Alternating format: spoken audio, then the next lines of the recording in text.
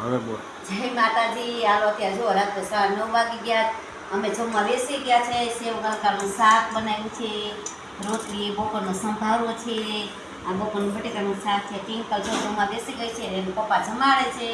જો ટ્રાન્સિયા કર કેવી જોવે છે ટિંકલ. ટિંકલ તું જમોસ? કોણ જમાડે છે?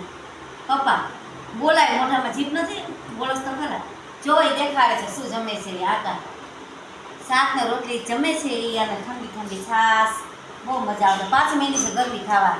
વરસાદ વયો ગયો પણ ગરમી તો એવી ને એવી થાય છે. હવે પાછો એક વરસાદ આવી જાય તો સારું. હાલો તમે બધા જમવા.